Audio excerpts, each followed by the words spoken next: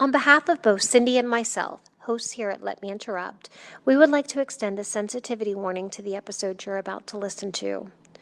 Often our podcasts are recorded in advance, and today's episode is focusing on the secondary school industry and challenges from a teacher's perspective. We are certainly here very sensitive to the recent tragic events that are occurring at far too many schools across the nation, and we just want to extend a trigger warning for those who may be listening.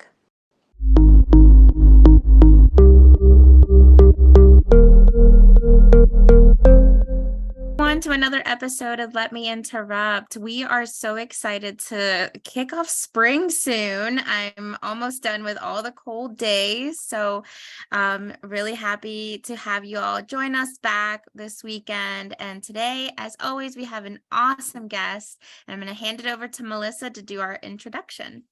Thanks, Cindy. Yep. Our guest actually was just coming from her spring fling. I'm sure she'll talk about that here in a second, but we are joined tonight by Hailey Black. She is coming to us from Savannah, Georgia. She's actually a native of Ohio, now living her best life in coastal Georgia. She is a graduate from Youngstown State University, Go Penguins, in Ohio, with a bachelor's degree in secondary education. Currently, Hailey is pursuing a Master's of Education from Valdosta State College in Georgia in Instructional Technology. She's also finishing her 4th year in teaching 7th graders English and language arts.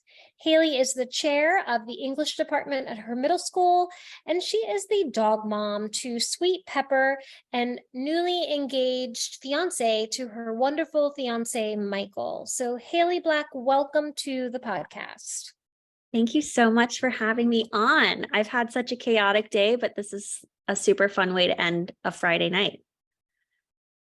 I love it. And I'm just going to jump right in because I am already excited about, we have a similar degree that we're going after.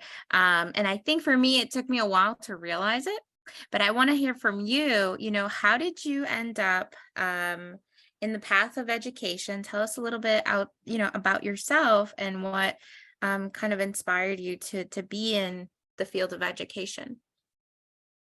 Yeah, well, I think that a lot of teachers that you meet have this sweet story that romanticizes why they got into education. A lot of them say, I've always wanted to be a teacher, and that was not the case for me. I thought I was going to be a dentist before I started my bachelor's degree, and then I changed my mind. But being an older sister, the oldest sister, I think really led me into this passion of enjoying being around young people.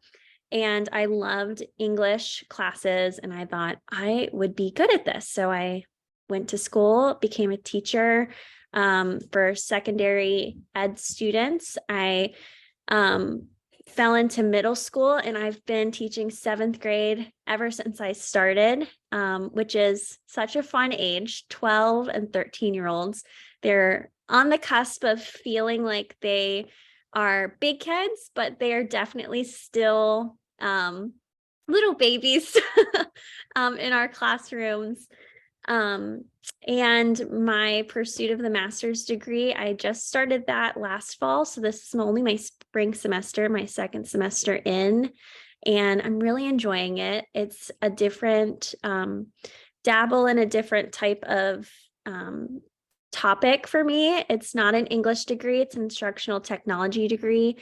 And my long-term goals with that is probably to move out of the classroom eventually and to work with adults in educational settings. I love that, Hailey. I happen to know you pretty well, but so 4 years is commendable for like teaching and having like different classes come and go. Over those 4 years, what has been your proudest achievement? Yeah, so 4 years I've had 400 clients, which are my middle schoolers, and all of them have been different, and they all have different needs and personalities, which has been really fascinating to see and exciting to see as they change throughout the school year. My first year teaching, I actually taught in South Carolina in North Myrtle Beach by the coast as well. I guess I don't want to ever leave the beachy areas. And as a first year teacher, I was awarded Rookie Teacher of the Year at my school, which was really fun, and definitely boosted my morale as a first year teacher. And then after a few years, we moved here, and I was asked to be the department chair of the English team at my middle school, which was really surprising to me, but I have loved being in that position and just kind of being the liaison between our administration and then my people. And it's been a great learning experience for me, especially as someone new in the career. I was kind of worried at first, actually, that some of the teachers that have been teaching for longer in my department would feel upset, but they have just been completely open and welcoming and very gracious of my strengths, and I've been able to pull off of theirs as well. So it's been a great experience for me. That's sweet, Haley. Before we jump into our next prompted question, I wanted to circle back to something you said earlier that is kind of sticking with me, and that is kind of what led you to your career and in teaching. You said you couldn't really romanticize it, but I think that there is value. I think that there are a lot of people who can be really good teachers. Does that make sense? Like, I mean, Absolutely. Cindy teaches every day. Like I'm learning from Cindy. We work together, professionally. So I'm learning from Cindy each and every day, something new. But I think folks, you don't have to obviously have a teaching degree in order to teach, right? There are teachers out there who, can teach adult education courses in the evening. Even in my original professional background of nursing, teaching new nurses, we all have the ability to teach. So you shared that earlier, and that just kind of stuck with me. Yeah, absolutely. It's really, one of those kind of careers that learning is something that you will never stop doing in your lifetime, even after you graduate, even after you leave K through 12 or finish pursuing your higher education. You are, like you said, still meeting opportunities where you're learning new things from all of the people around you. So I've just been lucky enough to do that for 12 and 13-year-olds. Yeah, when you said 12 and 13, immediately, I don't know why, but it sounds like, even watching like TikToks and social media, and honestly, being a 13-year-old, I feel like that tends to be the more difficult group, in that, you're kind of coming of age, you're not as young anymore. But you're not like, in high school where you're more independent, I would say. And so I just want to get, and this isn't in our prompts in any way, but I want to get your take on the difference between, being like this sweet storybook, like, picture perfect teacher that you see kind of in social media, like coming in with the classroom all organized and fairy tales and butterflies. Yeah, I'd love and to meet that having person. and having like the thick skin to deal with like a 13-year-old who's going through something at home, or is going through a phase that they're just like, rambunctious or difficult to teach. Yeah, absolutely. Like I said, these kids have completely different personalities that are just individualized for each of them. And it's definitely tough. Like I said, I can't romanticize that part either. Every day is different and you never know what to expect. Every class period is different. And, some days I am an English teacher solely, and then some days I am a child's friend. I'm their counselor. I'm their nurse. I'm their mediator. I keep snacks in my closets because they forgot their lunch. Or, today I worked my whole day at school. I came home for 2 hours and I went to the spring fling dance, and there I was a bouncer for a mini mosh pit that happened in the gym. And I also was a quick nurse for a girl who had an asthma attack for the first time. I didn't really know what to do in that situation. And there's a lot of times where I don't know how to handle situations because they're just so unexpected and they vary. And some days are so taxing emotionally. Like, we learn so many things about children when you really think about how old they are. They're kids.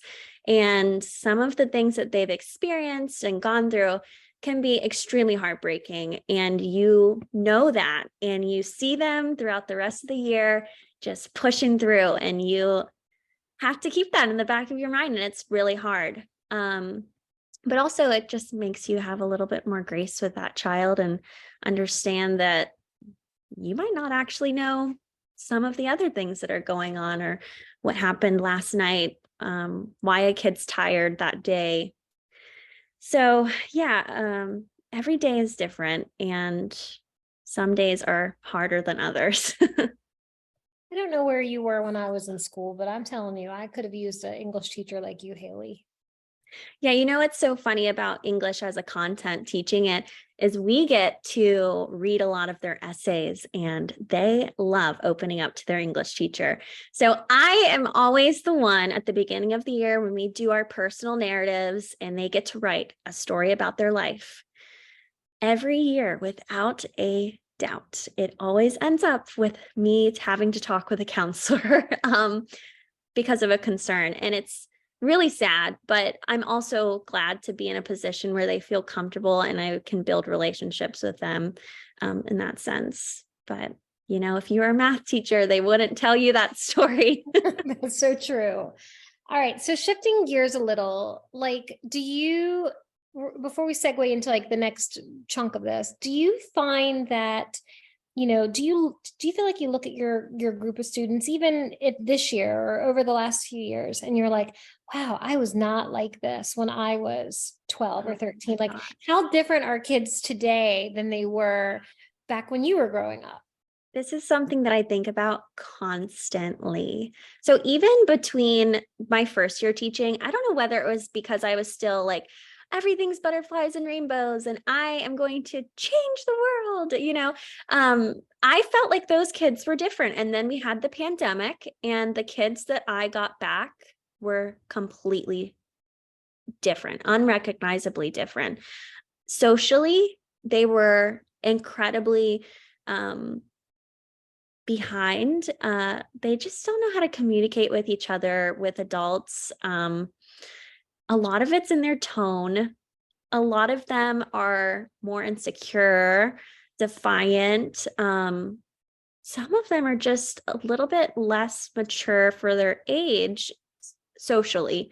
We're seeing a lot more little acting up kind of behaviors with the middle schoolers than we typically would have in the past.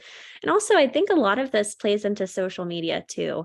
I've been keeping up with the trends of social media and its harsh realities with teens, with body image and insecurities and suicide and bullying and all of that. And we see it all the time in schools because social media, something gets posted on the internet and it comes into the classroom. We're trying to combat it. We have phone lockers because they are so addicted to those things that we have to lock them up, which is something I wish we didn't have to do. But some kids, they have this anxiety about not being around their phone, not being able to check their apps. And I think that that's playing a huge role in their behaviors in society and in school. And I try not to be too, I'm a young person too. I have my Instagram and all of that. I get it. But you have one job when you are at this age to come to school. This is your job. You wake up every day, you spend your 8 hours here, and you have some roles to play in this building. And I feel like a lot of that is distracted with the things that they experience outside of school with their social media, and definitely is changing their behavior. Every teacher I talk to, the veteran teachers, they say it was not like this before. You came into the profession at the worst time. And it's like, oh, don't tell me that. I've got 30 years left. Yeah, it's so difficult to gauge where or how fast technology has shifted. And the recent, I think, studies that came out with social media having this big impact on these young children, and everyone has a phone, right? Like I mean, it would be strange to see a child that doesn't have one. So I can definitely see how challenging it can be, to kind of mitigate the outside, because the outside world is in their hands now. You can't, close the door and say this is a teaching environment now. I mean, yes, the phone lockers, right? But they're still in their mind like, did I get a text? Did my TikTok get more views? Did my Instagram post get more likes? And things like that. So I can really see how that, how that changed. I mean, when I was 13, I was like in my SpongeBob shirt, worried about, am I gonna go bike around with my friends today? And so it's a different world. Yeah. I mean, and you have to think these kids came out of the womb and were pretty much given an iPad. This is the life and the environment that they know best. They don't know before cell phones. They don't know before Instagram. This is their world. So it only makes sense that this is what they think about all the time. I had a cell phone when I was in high school, and I was kind of on that cusp of these new things are happening. But I also remember being outside. We went on a field trip last week, and the kids, it was an outdoor walking trip around all of the historical monuments in Savannah, and they were moaning and groaning. We have to walk. We're outside. I'm hot. I'm hungry. I'm thirsty. They're not used to it. It's crazy. I think that a lot of adults are, I mean, you listen, not to even mention driving down the road and looking beside you and people are full on texting like a whole novel while driving their car, let alone people not even knowing how to have a normal conversation at dinner. You look around a restaurant and it's just amazing how many people are glued to their phones and don't know the art of eye contact or the art of just being able to communicate. You brought up a good point also earlier. Obviously we are super anti-bullying on this podcast. We embrace all people of all differences, equally.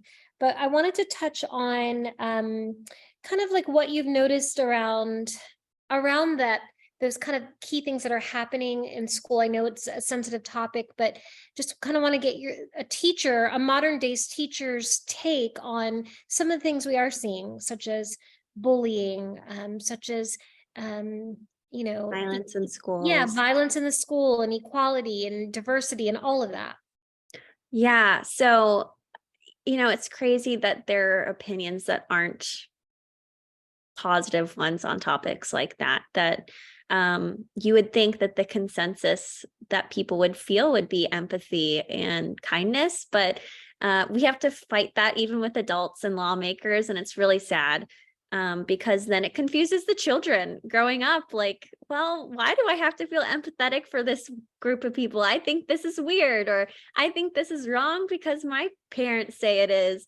It's really tough. And, as teachers, we can't really put our opinions in on things like that, but we can make our room an environment where every kid feels welcome.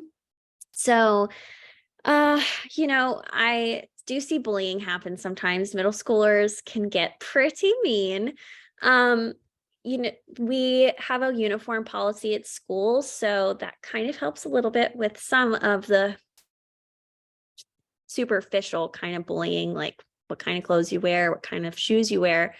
But it still does happen. A lot of it, like I said, happens on the internet, cyberbullying, and then they come to school mad at each other.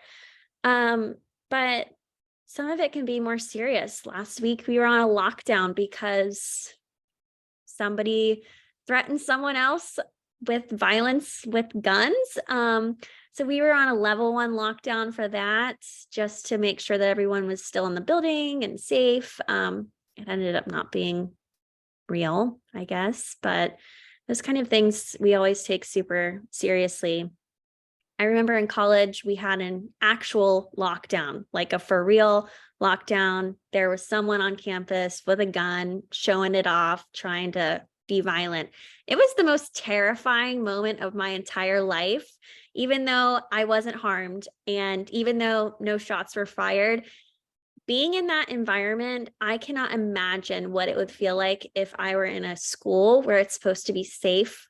And something like that happens. We had gotten a text on our phones that said, find a secure spot, person on campus with firearm or something like that. And it was like slow motion. Everybody just started running. And I was terrified. We ended up staying in a storage closet for like 2 hours for them to investigate. And that was on a big campus. But, when you're in school, when you're a teacher, you're in charge of all of these little lives or older lives, high schoolers. And you have to think, like, when you get into a classroom, whether it's a new placement or a new building, okay, well, where's my room? Where is it closest to the exit? My classroom's on the inside of a corridor, so can't go out the windows. We would have to stay in the class, and that's scary. And taking time to rewatch those videos to watch how you would barricade your door a little bit better or put those measures in place is just a really sad reality. But it is what we do, and it's something that we think about. We always keep our doors locked just in case. And yeah, just hope that it never happens to us. Yeah, I mean, you're more than a teacher, right? I feel like, I feel like I know that the job description that maybe you signed up for is the bare minimum. Because you guys have so much more responsibility. I mean, I can't think of any other job where you kind of come in and you're like, here's your set of objectives and here's what your responsibilities are. And every year it's like, no, now you are like their safety. Now you're their counselor. Now you are their, point of like resources. And although I imagine many teachers are doing a great job, as a parent, I think how unfair that is and how nervous it makes me, because you have more than one child to take care of. You have like 17 children or 10, I don't know how big the classrooms are, and you have multiple periods possibly. And so here you are with like, I signed up for A and now I'm, teacher, tactical team, resource center, human services, like all of this in one, and then broken up into for all of these kids who, like you said, you may be more vulnerable in a setting of, let me write this essay versus like a gym, right? How do you keep it together? I mean, it seems like to me, you would almost have to fragment yourself in your workplace to kind of fill in as much as those boxes. How are you doing this? Well, definitely my first year, I thought I'm going to balance all of this, and it stressed me out to not like, it was insane my first year. I wasn't really sure how to even balance it, how to feel after really tough conversations, after the first time a parent yelled at me, after the first time a kid cursed me out. Like, I didn't know. And these are all just realities that you learn to navigate every year. But one big thing I have done over the past few years that I've learned this is best for my sanity is I do not take any homework home. I don't take it home. I may do some PowerPoints on the weekends just to visually make it look nice. but I try to cram in all of my grading throughout the day and do not give myself a second other than lunchtime where I'm also watching the kids in the cafeteria. We don't have lunch by ourselves, but I just don't want to take anything home because then I'm compromising my family time. And so that's a big thing that a lot of teachers don't do, or don't prioritize. And I think teacher burnout is real. Everybody's quitting teaching. You talk to any teacher in a building and a lot of them have a very similar story. So just trying to navigate these dark waters at times and find ways that might work for me. I started therapy this year just to talk out anxieties, which is something I've never thought I needed to do, but everybody should go. It's really nice. And I think that it's also nice just to say things out loud. Parents aren't always kind and supportive either. So after spending a day with their children,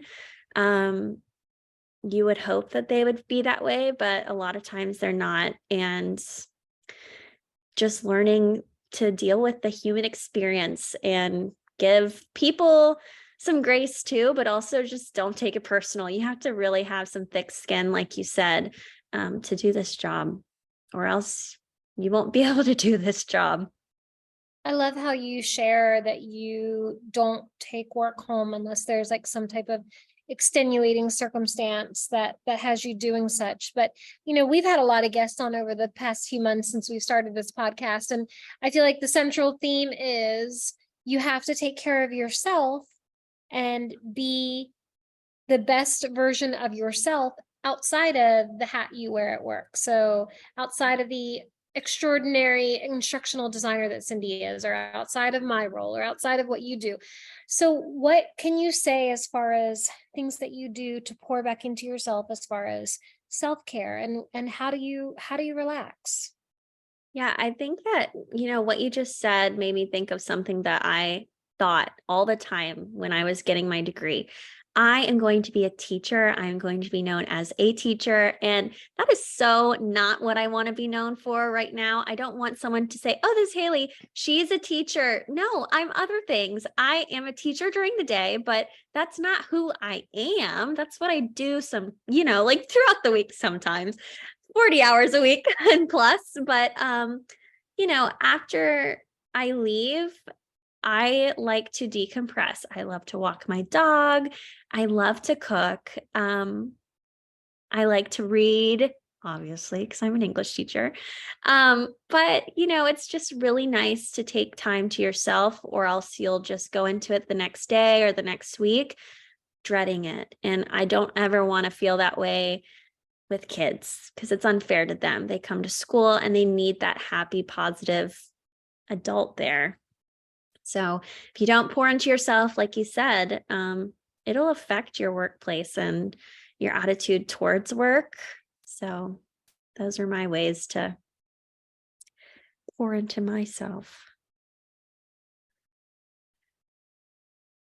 But it's not easy. Some days I think I want to quit. I don't want to do this anymore. I am going to go on LinkedIn and I'm going to apply to 10 jobs a day. And I am going to try to use all of my resources and say, being a teacher has so many transferable skills. And all of the employers will say, yeah, right. It really is the case, and it's really sad, but right now I'm enjoying it. And I'm enjoying my role at my school. Well, I think that's most important. And your like I don't know what you guys call them, their APs, or your senior your leadership. It's are your leaders supporting the front line of the teachers, and so that way they can obviously work their mission and do what they need to do. And so I'm glad that you're happy. And I've known you for some time, and I've seen you evolve. I remember when you got your first teaching job and you were just a baby teacher, and now I look at you and I'm really in awe, Hailey. I really am. Thank you for saying that. Yeah, I used to think, how crazy is it that I would cry all the time my first year? I was so overwhelmed by everything. Everything was so new and shocking to me. And now I'm like, another day. My coworkers actually say all the time, I'm so glad you're calm. I'm so glad you're the Zen in our team. And I'm like, what? I'm calm now. That's great. Well, Hailey, I think, you're speaking to maybe the majority of people that we have on here that are teachers. And they might be like, yes, finger snaps, like, yes, exactly. That's how I feel. But then there is this need, right? Like there's still a need for more teachers.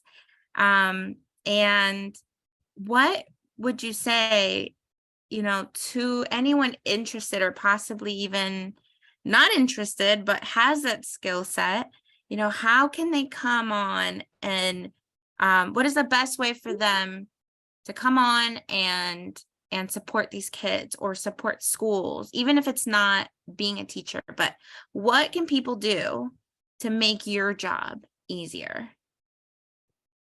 Well, I think that education is a really interesting career because it seems like everyone wants to dabble in it and wants to put their opinion in it. And sometimes it's very helpful. Sometimes it's not, like book bans happening all over the country. That is heartbreaking to me. But there are leaders out there that put their voice into schools and what they think should be the right or wrong way to do it. And I think, making sure that we have equitable environments that are safe for all kids, and not taking away rights of kids, and reading, don't take away reading ever. I think that's really important. Also, parents, just a lot of parents are supportive. Some parents are not so much, but I think that come into the classroom, observe us, observe your kid, go to class with them. I would love for you to travel for 8 hours a day and watch them and see what we do during the day. I think that would be a great first step for a lot of parents that push blame on teachers and maybe not think that we are full, pumping our legs as fast as we can, and doing everything that we can every day. And You're a for people that are superhero. like, for people that want to go into teaching, sometimes I'm like, don't do it. But it does take a special kind of person. And they always say that it's very stereotypical to say, oh, you're a very special kind of person. But I think what's big is if you can imagine yourself standing in front of a room of some of the most nitpicky, funny, not so funny, sometimes frustrating groups of people, and you're in there alone and you are their little leader. If you can picture yourself doing that at least 4 times a day for 8 hours and you think, yes, this sounds fine, go for it. If you can do that and you can still be kind to yourself afterwards, try it out. You might be great at it. I admire teachers all across the world, not just the country, the world, who do this for a living, who teach the youth of today. And I'm not trying to sound like all cliche, but seriously, like, I feel like some parents truly feel like their responsibility is to just send their kid off to school and then not have any accountability when the child gets home, as far as, why is my child suffering with, subpar grades, or what do you mean, they didn't absorb everything that they needed to in the 2-hour class that they had you. I think parents just send kids to school and want them to automatically succeed without the responsibility of when the kid gets home and you need to study and. Yeah.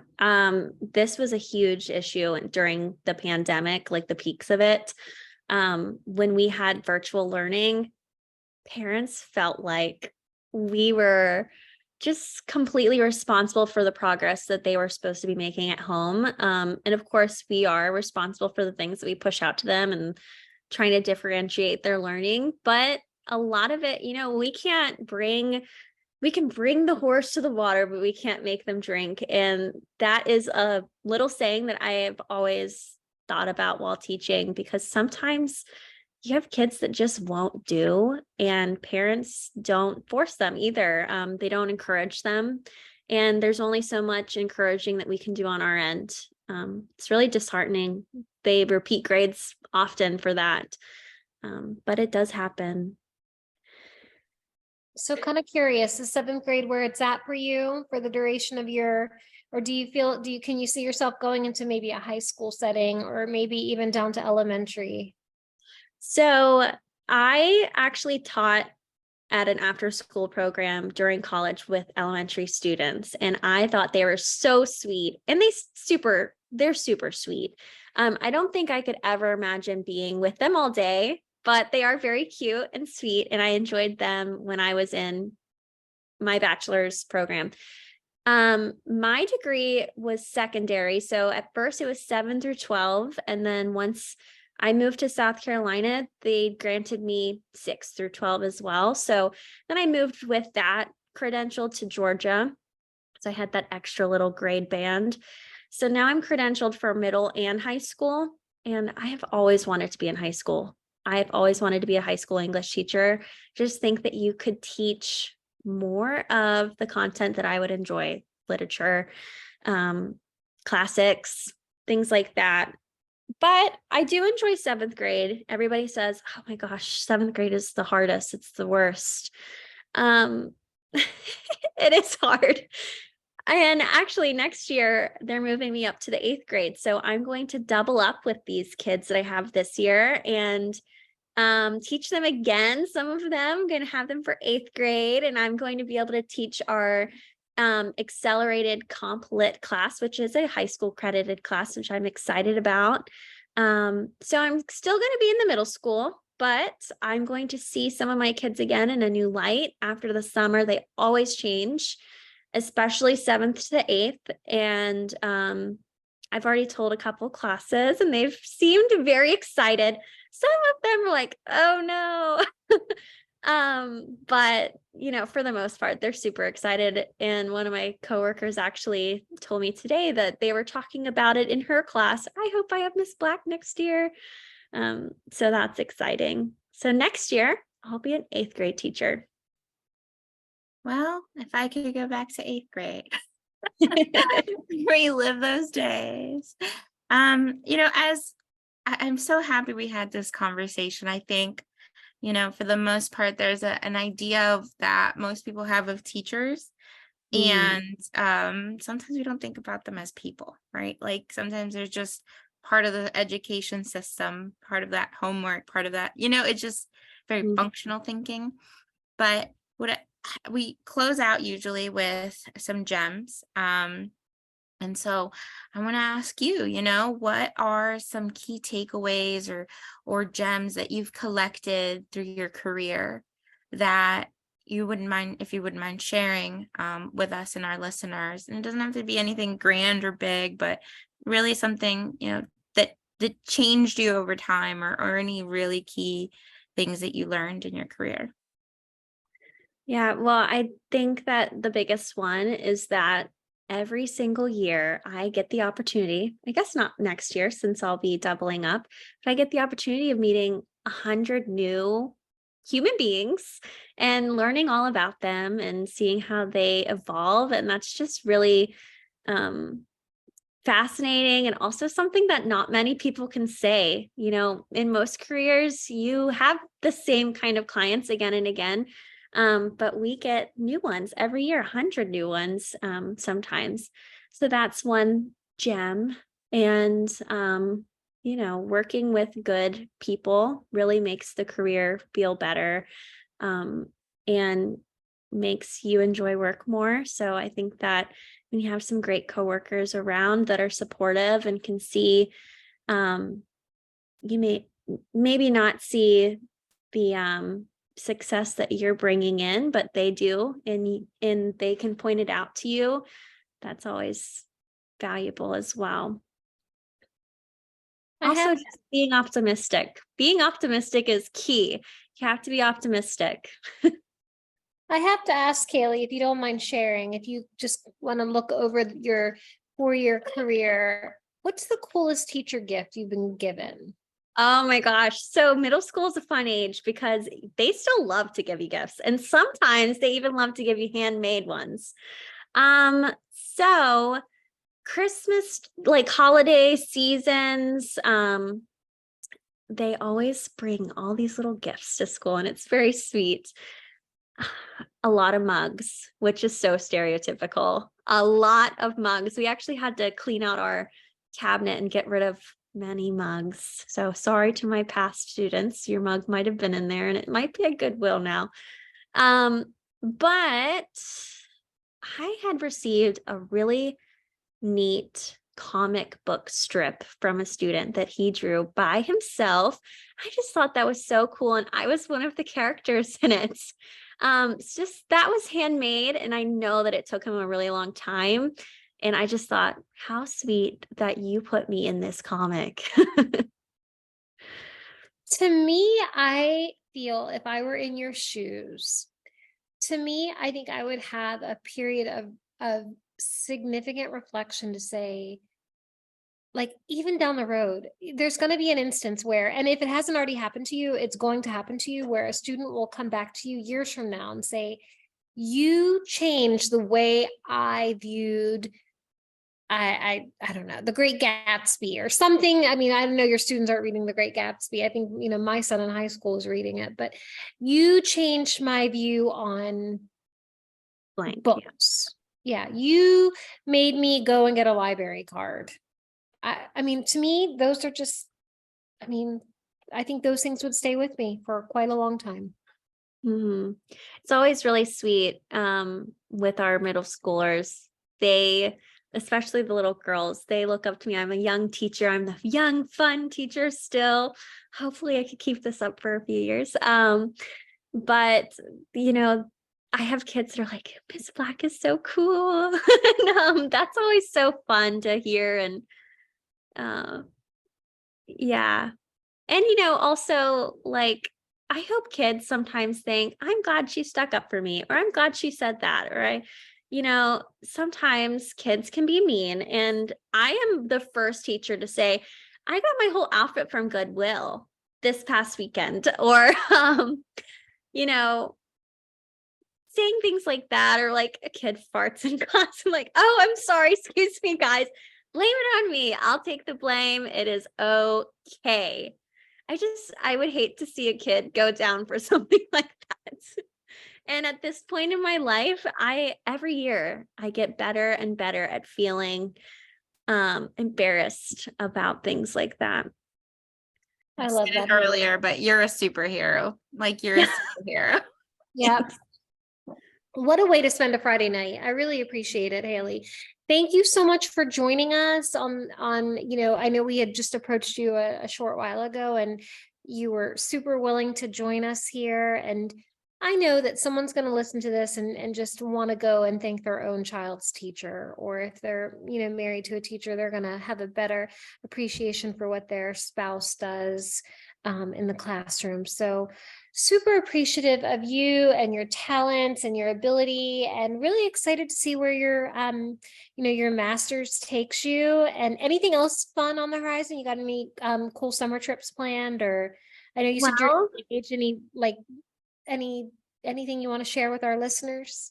I'm traveling to Asheville in about 2 weeks for my bachelorette party, which is so fun to say. It's so weird because I've gone to several bachelorette parties that weren't mine, and it's fun that this one is mine. So some of my close friends are going. We're gonna go hiking and we're gonna have a really good time. So I'm looking forward to that. And we're getting married in November in Napa Valley. So it'll be really beautiful. Very nice. Well, we wish you and your fiance, Michael, all the years of continued happiness. Thank you so much for joining us on Let Me Interrupt. And maybe we'll have you back. We'll have you back into your 8th grade advanced literature class. I think that would be fun. So that way you can kind of come back on and tell us Give us an update. Tell us how you're doing. So for all those out there listening, we wish you a wonderful weekend. And no matter what you're doing when you're listening, just remember, keep interrupting.